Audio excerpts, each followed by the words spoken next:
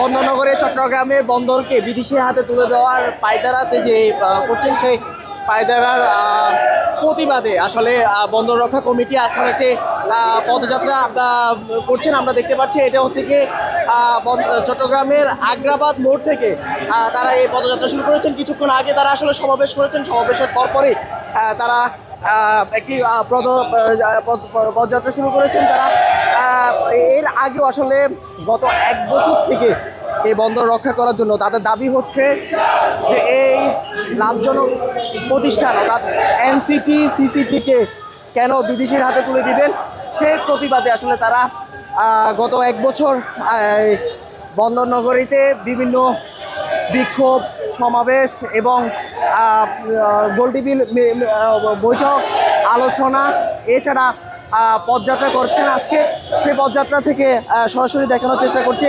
তারা বিভিন্ন স্লোগান আসলে তারা দিচ্ছেন। তারা তাদের ব্যানারে লেখা আছে মা মাটি মোহনা বিদেশির হাতে দেব না, এবং তারা বলতে চাচ্ছেন যে কি আজকে সমাবেশে এই বন্দর আসলে একটি লাভজনক প্রতিষ্ঠান।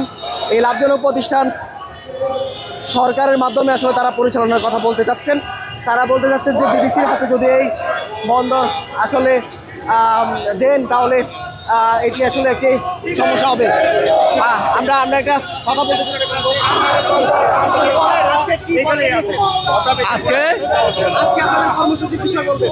আজকে আমরা দীর্ঘদিন ধরে আন্দোলন করে আসছি বন্দর রক্ষার। আজকে আমাদের কর্মসূচি পদযাত্রা কর্মসূচি শান্তিপূর্ণভাবে চলছে। আগামী 15 আগস্ট শনিবার আমাদের এখানে নাগরিক কনভেনশন হবে। পরবর্তী কর্মসূচি আমরা দর্শক আপনাদেরকে দেখানোর চেষ্টা করছি আসলে এই যে বিক্ষোভ সমাবেশ আসলে তারা করেছেন। সেই সমাবেশে তারা বললেন যে এই বন্দর আসলে একটি লাভজনক প্রতিষ্ঠান। সেই লাভজনক প্রতিষ্ঠান তারা বিদেশির হাতে কেন দিচ্ছেন এবং এই বিদেশির হাতে দিলে দেশের জন্য যে সমস্যা হবে সে সমস্যার কথা তারা তুলে ধরছেন। আমরা এখন বর্তমানে রয়েছে বন্দরনগরী চট্টগ্রামের সবচেয়ে ব্যস্ততম এলাকা আগ্রাবাদ এলাকা। সেই আগ্রাবাদ এলাকা থেকে তারা বন্দরের দিকে আসলে পদযাত্রা করছেন। কতটুকু যাবেন বা কতটুকু যেতে পারবেন সেই বিষয় এখনও কোনো সুনির্দিষ্ট নেই। তবে তারা বলতে চাচ্ছেন যে কি এটি একটি শান্তি পদযাত্রা, কোনো বিশৃঙ্খলা তারা করতে চান না।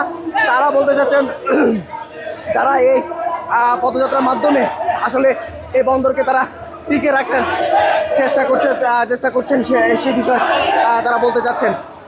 এর আগেও আসলে গত 1 বছর আসলে এই বন্দরকে রক্ষা করার জন্য তারা বিভিন্ন সমাবেশ মিছিল বিক্ষোভ এবং মশাল জ্বালিয়ে আগুনের জ্বালিয়ে আসলে তারা প্রতিবাদ জানিয়েছেন। তারা বলতে চাচ্ছেন যে কি এই যে প্রতিষ্ঠানগুলো বিদেশির হাতে তুলে দিচ্ছেন সেই সবগুলো প্রতিষ্ঠান আসলে লাভজনক প্রতিষ্ঠান। তারা সরকারের বিরুদ্ধে নয়, সরকারের পক্ষ নিয়ে সরকারের সাথে থেকে আসলে এই বন্দরকে চালানোর কথা তাদের দাবি তারা বলতে চাচ্ছেন।